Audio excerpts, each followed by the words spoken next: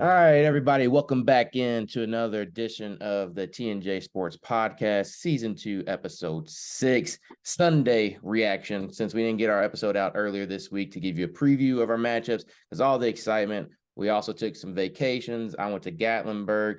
Jordan, where'd you hit this week? Oh, we were in Destin this week. Oh, man, I loved it. I know it was a great time, wasn't it? Oh, it was about 88, 89, sunny every day. Mm-hmm. Oh, ocean felt great. It was a fantastic time. Oh man, I bet. Haven't been to the beach in a little while, man. I'm ready to go back. But we had some excitement up here. If you didn't know, I'm pretty sure you do know. As you can tell, my voice is a little bit scratchy and scrapey, but that's because I was using it last night to cheer on my Cards, man. We did absolutely amazing last night. I said this earlier. This is probably the best game I've ever been to. Atmosphere, all of it. Overall, like lived up to the hype. I mean, Hartman probably will never step foot in Louisville again for the rest of his life. So, I mean, man, it was amazing. I'll let you give. Do you have anything you want to say about it before I dive into how great of atmosphere and how great of a game this was? I mean, it was. I'll give you this. Your defense looks legit. Um, very legit. I think I wasn't there. Obviously, I had three TVs going. I had a bunch of different stuff on. I was peeking at it to the corner of my eye, but I knew the atmosphere was going to be great. Everything was, big time sellout and whatnot. I think your offense still leaves a little bit to be desired, I guess, Mhm. out of the quarterback. Um, but I mean, y'all looked good and you took care of business. Yeah. I mean, yeah, no, I definitely see that. Yeah, our offense has a little bit to desire, but I'll keep it all positive because man, that game was everything and more, like I said, than what you can expect for the excitement around this game. Just seeing everybody at the tailgate, even Notre Dame fans were like, "Man, this is crazy atmosphere. This is great." I mean, the ones on Twitter, of course, everybody talks sly when they're on or talk slick when they're on Twitter, saying, there's not a threat. I don't know why you're hyping up this game. It's going to be easy. I don't even want to play, or I don't know why we're playing at Louisville. Like, all right. Well, we showed them why you come to Louisville and why this was a big game, why you don't look past us, why you don't look past anybody, because you already have one loss. But yeah, going into this game, I mean, we score first. I mean, to a Jawar Jordan, or not Jawar Jordan, to Jamari Thrash in the back in the end zone. It was a great pass by Plummer.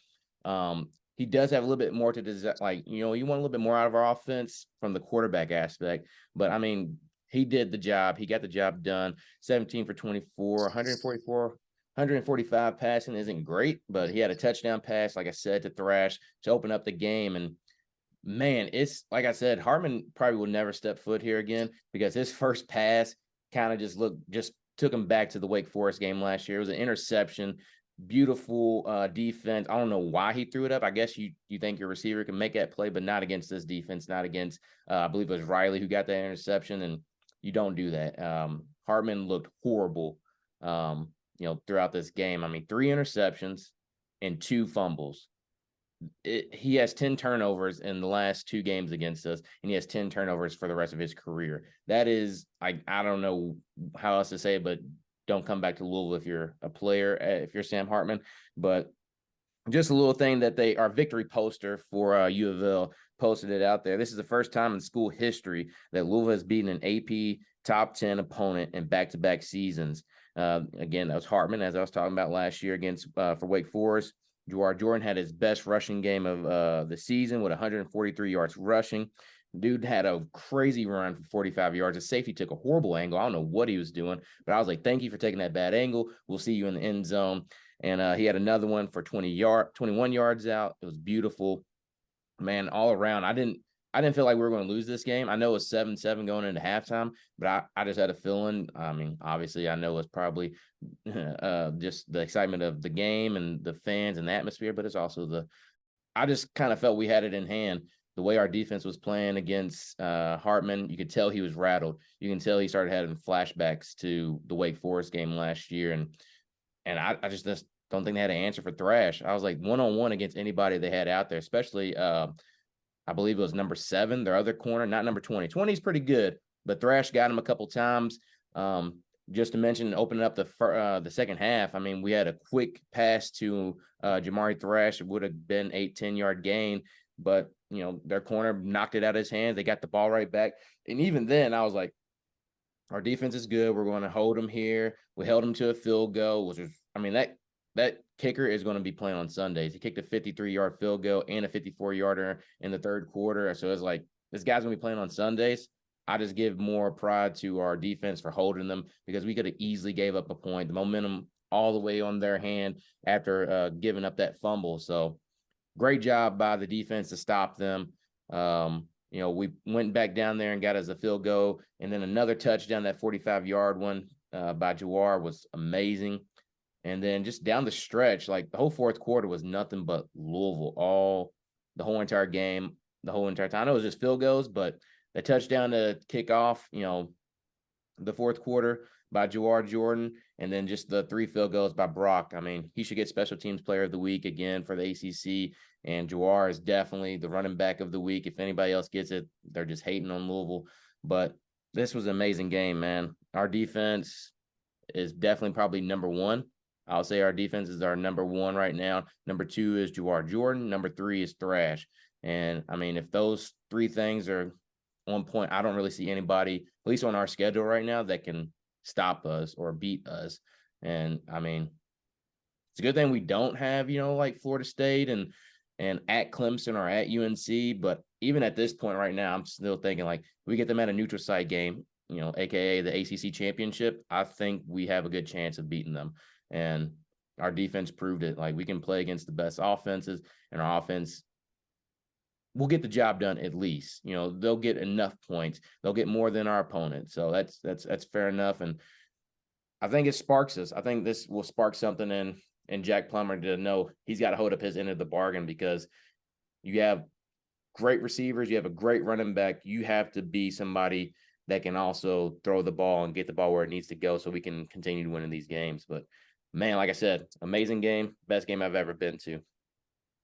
Yeah, I mean, like I said earlier, the defense looks fabulous.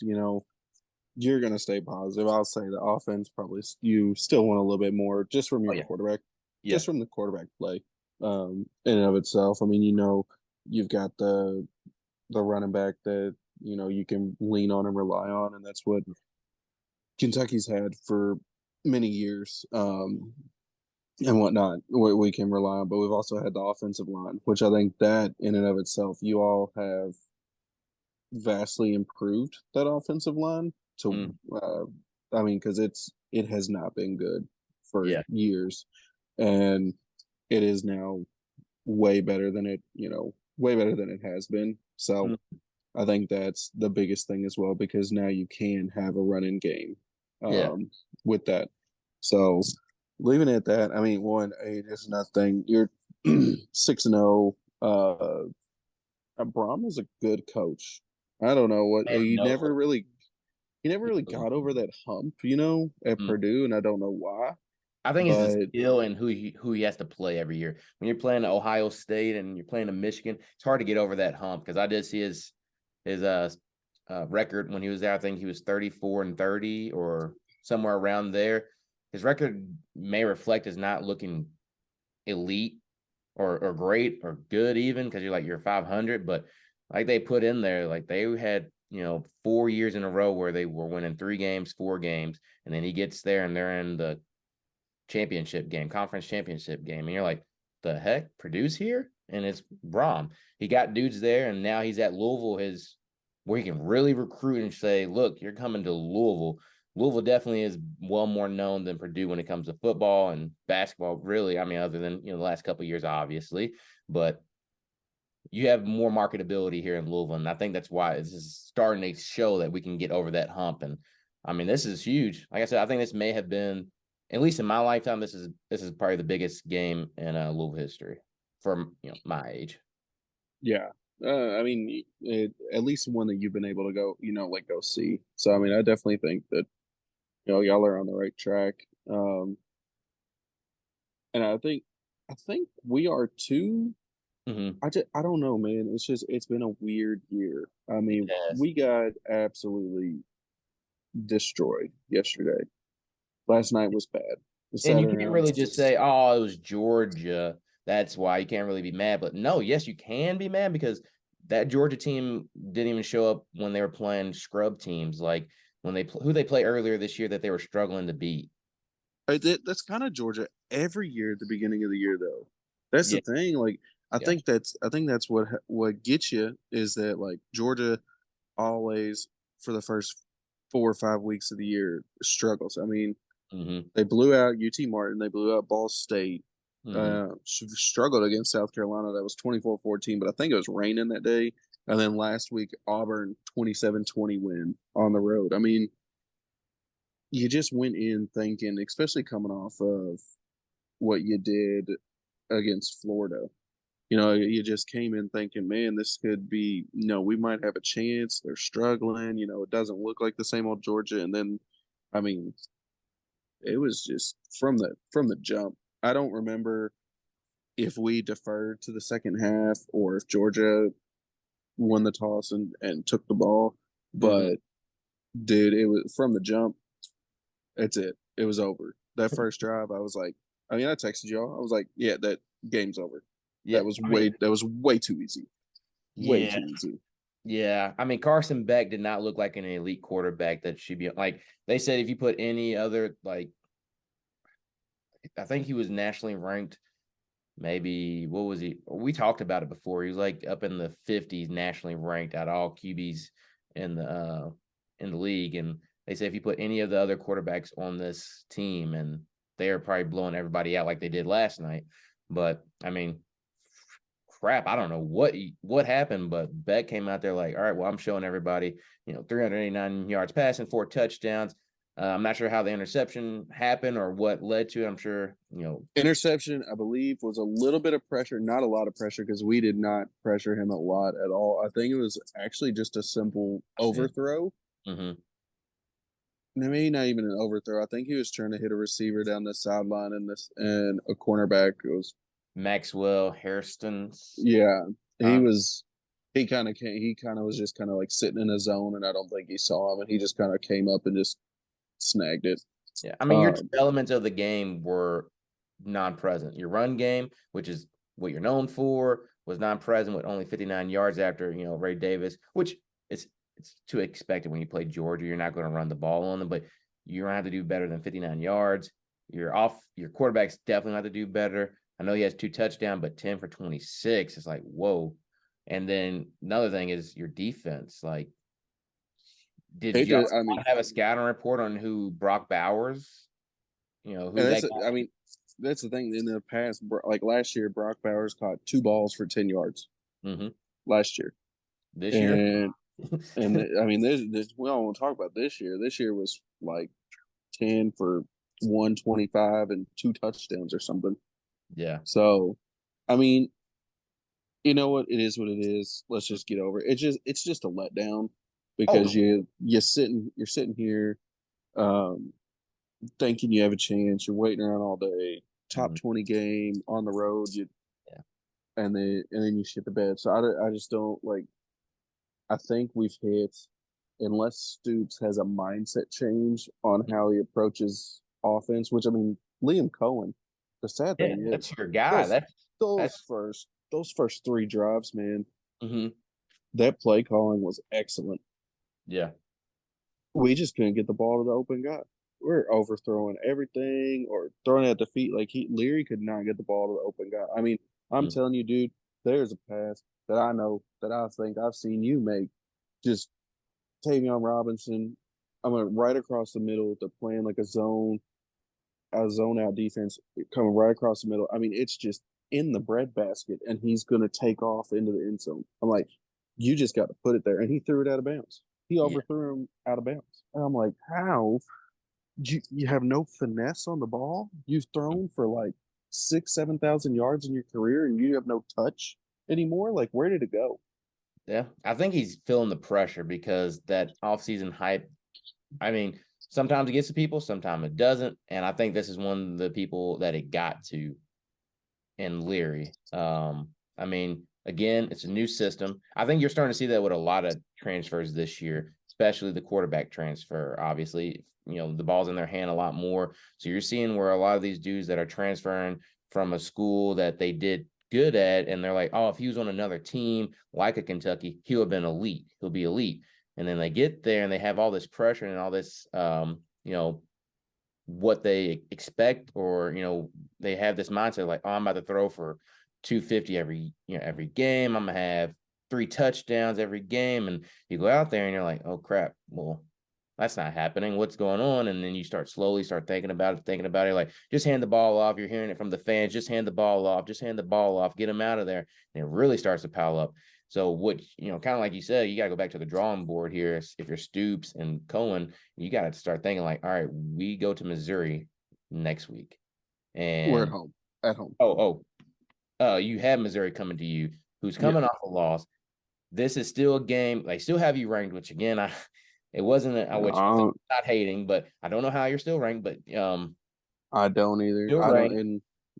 So you have a chance right here. These 2 games, actually 3 games, are very winnable because 2 of them are at home, and the one against Mississippi State is at Mississippi State. But I think they haven't won a game in conference play, so I think you can chalk that one up to like, just do your job, hand it to Ray Davis, and we'll get the win.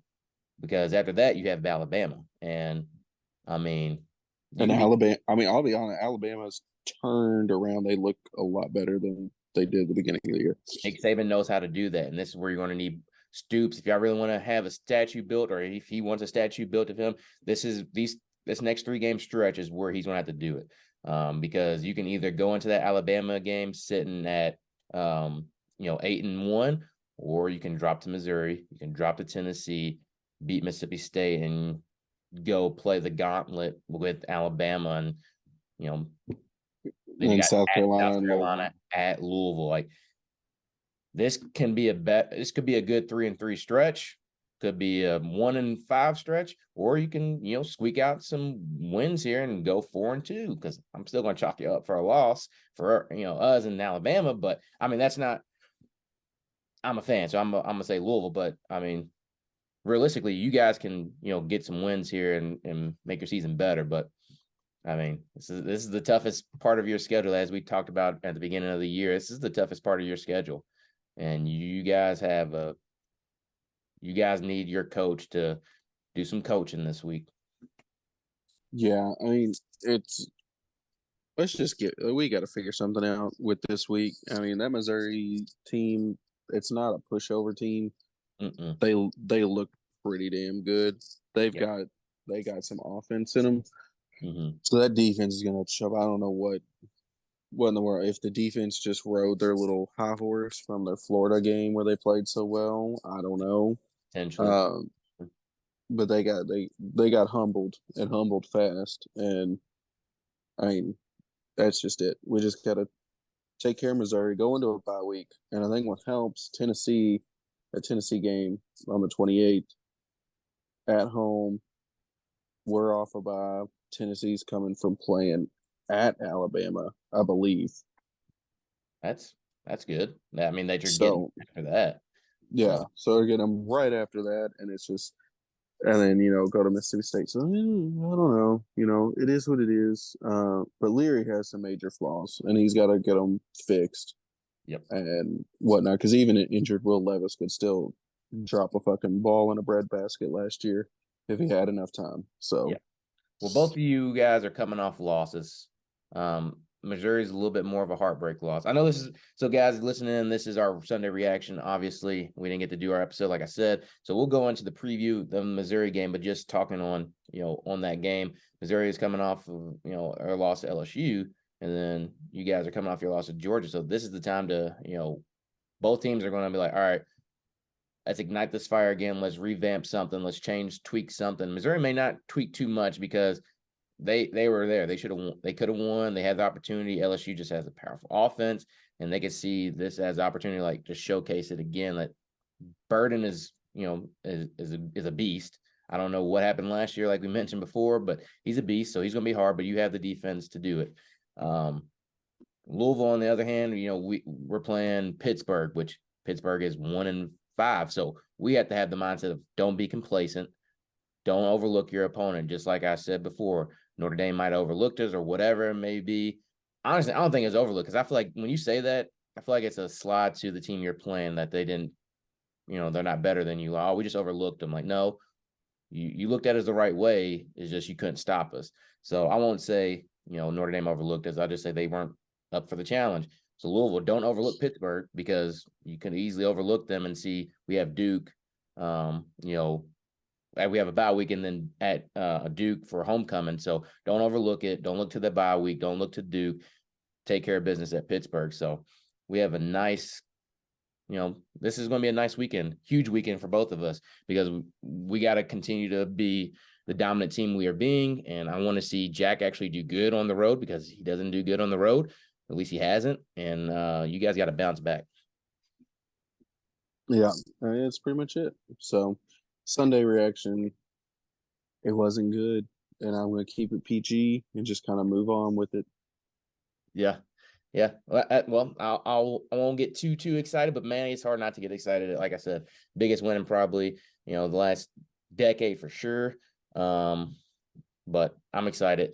So we'll go over our picks that we had because we did make our picks on, on our thread here. So we'll tell you who we picked and how we fared, obviously. So we both picked U of L for the U of L Notre Dame game.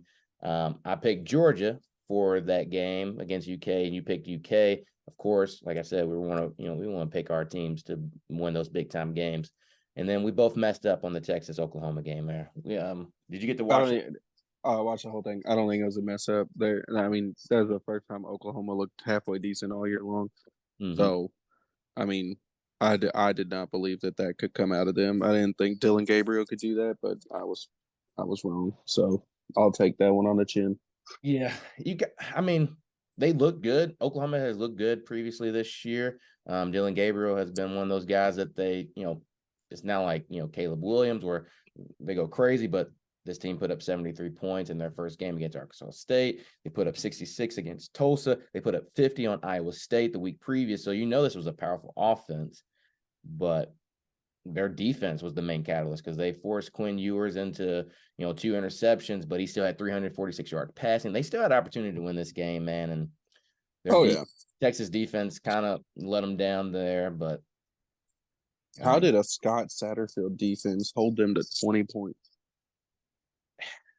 I don't know, man. I can't really. I don't even want to speak on Scott, but good for him. It's not going to happen. It was at Cincinnati, so maybe it's that. It was at Cincinnati, and it was at noon. Yeah, we both got that game wrong. It was a hell of a game. I mean, could be potentially game of the year candidate because it was great. It was a good game. Next is Bama, Texas A&M. We both picked Bama. We got that right. Colorado versus Arizona State was a lot closer than probably, what everybody outside of the betting books thought because the betting books had it a 2.5 favorite for Colorado. Everybody else probably thought they should have won by 3 scores based on how they played against USC weeks prior. But Colorado got it done on, I believe, a game-winning field goal to beat Arizona State. We both got that right. And then LSU, Mizzou, we touched on it already. LSU just has a powerful offense, man. Missouri definitely missed an opportunity this week. Yeah, definitely. And another one, just, Sportsbook knows what they're doing. 19.5. I picked Maryland to beat the spread, and dang it, OSU kicked a field goal to win by 20 points. So OSU, we both picked OSU, at least for on our, selection here. We got that right. I didn't get it on my betting sheet, but it's okay because I'm sitting at 28-9 on the year. 75% of my picks are correct. And then 25-12 for Jordan at 67% on the week. Looking forward to week 7, getting some, getting some more wins put on that sheet. We already got it up here, guys. We'll go into it on Wednesday. When we post this Thursday, you'll hear it. And let us know what you think about that. But any thoughts on week 6? Any other reactions you want to put in here? No, I think I'm good on week 6. I'm ready to put it in the rearview mirror. Yeah, I think I want to have that mindset too because you're supposed to go 1-0 every week. And once you get done with that 1-0, you're supposed to go on to the next week. But we still have 3 hours left in Sunday. I think I'm gonna gloat and love it for a little bit longer. I mean, Jack Harlow was out there loving it. We had the whole majority of the Cavs here with Donovan Mitchell loving it. All of the recruits that were here this past weekend just had nothing but praise to talk about Louisville. So, man, this was, like I said, a program changer. If Brom being here wasn't the program changer enough, this win right here was. So, like I said, don't look past Pittsburgh. Hopefully, Duke game will be college game day for us. I don't see why it wouldn't be, other than Duke maybe losing to, I believe, Florida State is who they have the week before they come to us. So, other than that, I think we should have college game day here again. It's a possibility. What other game? When is that? When is that game? 2 That weeks from game, now? yeah, 2 weeks from now. So they play at Florida State before us. So if they beat Florida State, it's at Florida State. So that's huge. So that could be college game day, which sucks because I feel like the good teams that we play this year get college game day before us. So they don't get it the week that we play them. That's what happened with Notre Dame. They got 2 weeks in a row and they won't get it this week. And then they play Florida State at Florida State, which they could, I mean, they'll beat NC State this week for sure. And I was then trying to. I'm looking here. at Florida State is going to could be college game day. We'll see. I hope it's not, so they can make us college game day. So hopefully they win out, and we have a even bigger game then. All right, it won't be as big as Notre Dame. I don't think anything will touch Notre Dame except for the Kentucky game. Yeah, just pre-looking at that week that y'all have Duke. The only ranked matchups as of right now are Mm-hmm. like Oregon at Utah, Mm-hmm. Duke at Louisville, Tennessee at Kentucky, Mm-hmm. Oklahoma at Kansas. I don't really see much in the way Yeah, I'd say as long as Duke and you all and Duke went out until then, made Tennessee and Kentucky went out until then. That might be the two options that they've got. They don't really have anything else. yep, Georgia's at Florida, but that's a CBS game, so they're not going to send someone there. that's true. So this is look. I mean, Duke, hold up your end of the bargain. We'll hold up ours. We should at least. I hope don't overlook anybody, but we should. And like you said, there's really not a bigger game going on that week other than Oregon, Utah, and I would hate for them to put that as the game of the week because it's like, come on, like one that game is probably going to be super late at night. Yeah. Well, it's at Utah, so I can see them putting that at like 3:30. But still, no, make it us. Make it Duke Louisville 3:30 game. I'll be there cheering. Let's go. Oh, I lied. I'll be out of town for that game. Mm-hmm. Mm, mm, mm, mm. Sold the tickets already, but I'll still be watching College Game Day. So, like I said, this was a great week. Amazing game atmosphere to be part of. A lot of photos. Go ahead and look on all of our social media accounts, see all of our posts. Hopefully you like our content. Again, give us those follows, give us the shares. If you want to come in and talk and give us your take or hot take, we would love to have you. If you want to talk about some of the picks that we have or make your own picks, we'd love to hear it. Anything else you want to hit on, Drizzy? No, just anyone want to come on, give us a shout. We'll have you on. It's not going to be a problem. Yep. We love it. Drizzy loves any little fan that want to tell him why 2023 could be better than 2016 because he still doesn't understand what I'm saying. So we'll just end it with go Cards L1C4. Get it done next week against Pittsburgh. Let's go. Let's go, Cats. Y'all have a good week.